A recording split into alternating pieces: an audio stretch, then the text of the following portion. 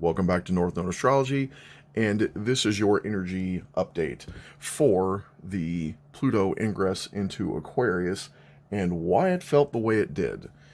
And we're going to move forward in some other things also, but let's start with the first sign of the zodiac. Mars is the ruler of Aries, and Mars is currently in Capricorn. Capricorn is ruled by Saturn. Saturn is in Pisces, and the ruler of Pisces is Neptune, and Neptune is in Pisces at home, right? So the power of Mars is being run through that mystical, magical kind of letting everything go. It may be hard to get things done. It may be hard to get up and get moving. It may be hard to get the motivation to do stuff.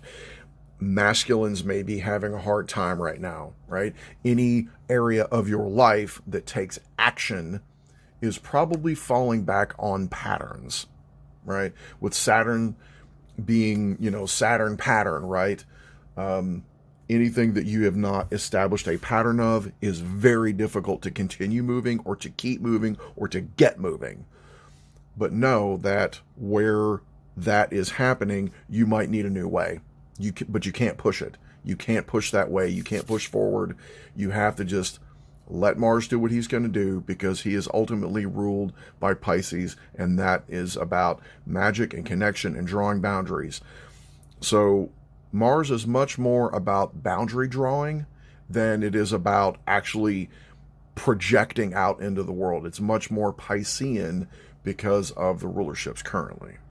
I'm going to skip Taurus, Sag, and Libra for the moment and go into Gemini, Cancer, and Virgo, because they all kind of fall under that same category with Mars, because Mercury's in Capricorn. So it goes to Saturn, and then it goes to Neptune, with it being at home in Pisces and its rulership.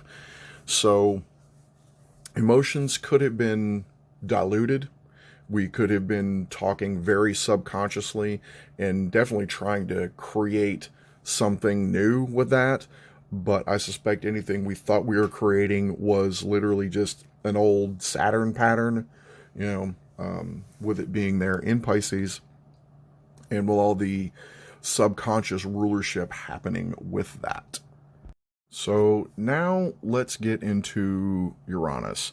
Now, we've already talked about Saturn being in Pisces, and with Saturn being the co-ruler of Aquarius, we have Neptune in Pisces. So that's the first part of it.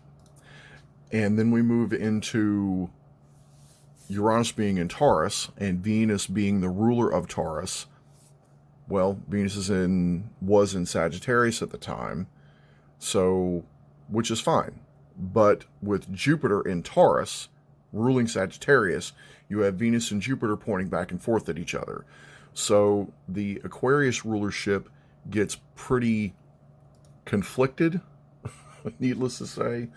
So it was very all over the place. So there was a diluting, and there was hope, and we wanted things to shift and to get bigger and to change, and we had dreams and ideals, and which is perfectly fine. But it's not going to stay like that, right? And we know it's not going to stay like that. And with the Sun and Pluto both in Aquarius, it's not just Aquarius changes, but Leo changes, and Scorpio changed as well, right, with Pluto moving in. The Sun was already there, but Aquarius changed, and when Pluto moved in, it shifted Scorpio, and that shifted some other things. So now we have come to today. I am recording this on the 22nd, and we're not quite the moon in Cancer, because before the moon shifted into Cancer, when the moon was in Gemini, everything was defaulting back to Neptune in Pisces. Now the moon moving into Cancer, right now it's not quite 4 o'clock, so in about an hour the moon is going to shift into Cancer, and then Cancer is going to stand by itself, being ruled by the moon by itself. So it's only going to point back and forth at itself. So emotions are going to be kind of disconnected, even though so it's going to feel like everything around them has stopped. everything around the home has stopped. And I suspect there is going to be something happening. Today with this, I was looking at news, and it seems that the Supreme Court has made a ruling about the border crossings in Texas, saying that the federal agents are allowed to remove concertina wire or whatever kind of wire that blocks Texas from the Mexico border. Well, with the United States being a Cancer and being obviously ruled by the moon, the U.S.'s moon is in Aquarius, so there's very complex things going on, right? You've got Venus in Sagittarius, Jupiter in Taurus, Neptune in Pisces, and then the moon in Cancer, so it's very tied up. It's very wrapped up. So the moon might feel like it's by itself. It might feel locked down. It might feel like there's nowhere to go. It might feel very emotional and very locked down.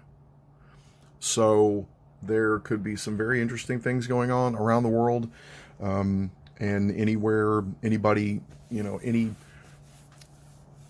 anybody's chart where, wherever Cancer falls in your chart is liable to feel that in some kind of way. So, if your ninth house, you might feel, if your Cancer starts your ninth house, you might feel like things aren't being taken care of. If it's your eighth house, you might have trust issues with it. If it starts your third house, you might be more drawn to communicate about it, but feel like people aren't hearing you, right? So you will have to, look at where your personal moon is with this transit. And again, it's kind of what I'm going back to with everything else. You have to look at where the transiting planets are and where your individuals are and how you're going to navigate these things. Because you can see that just the moon moving, changing signs shifts a lot of things in a big way. So everything was going from Neptune, everything was kind of washing around, to now the moon standing on its own in Cancer stops.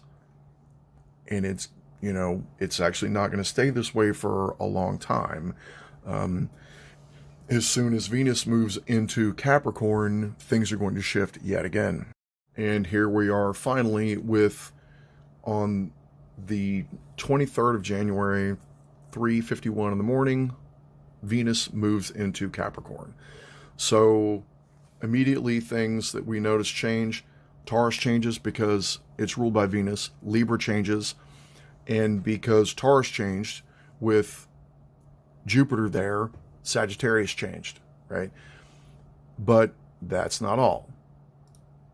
We also have changes in Leo and Scorpio and Aquarius because Uranus was in Taurus, and it is the co-ruler of Aquarius. And anything that's in Aquarius was also going to shift. So Pluto's the ruler of Aquarius. Now anything in Scorpio defaults to Neptune again. Because we've got Venus in Capricorn. It's the same thing with Mercury and Mars. Everything ultimately goes to Neptune. Now, the difficulty here with the moon in Cancer standing alone by itself, everything else goes to Neptune. That means Cancer is going to the home. The moon is going to have to take care of itself for right now. The moon is going to have to draw boundaries. And the moon doesn't like to draw boundaries. And with the moon initially, at least in sextile to Jupiter, which is a 60-degree angle, when that finally happens, and with the trine to Saturn, there's going to be an erosion here. There's going to be erosion of some sort, and we're having an erosion of lines, right? And an erosion of the home, an erosion of I'm an American, an erosion of lines in America.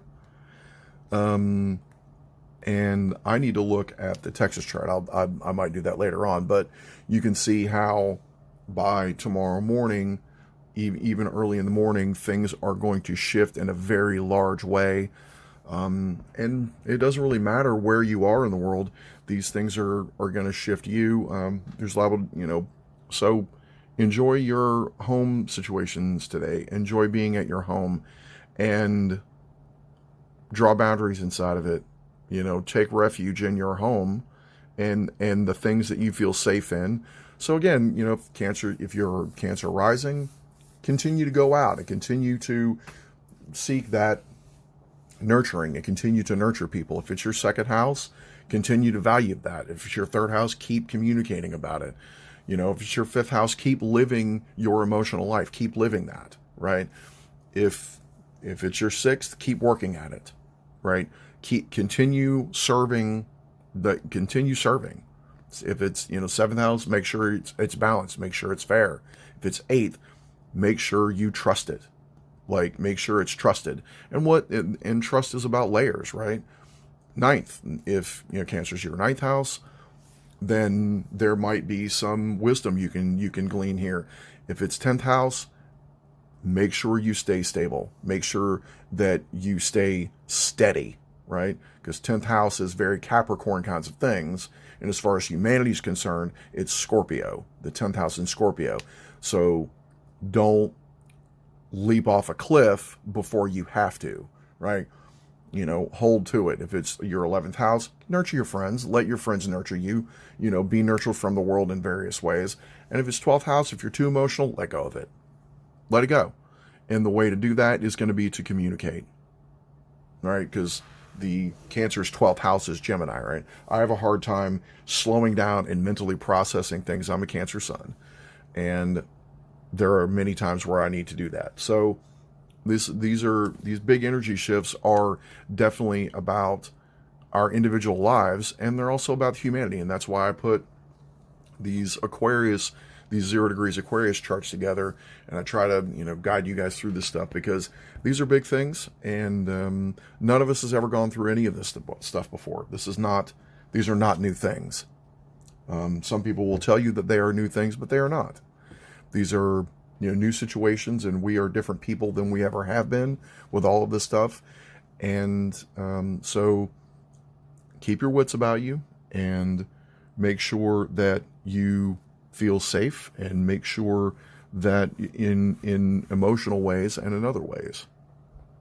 And as always, if you would like for me to break your personal charts down in this manner, however you want me to break that down, if you're looking for a specific question, or if you're looking for future projections, I can also do these for people or events or countries.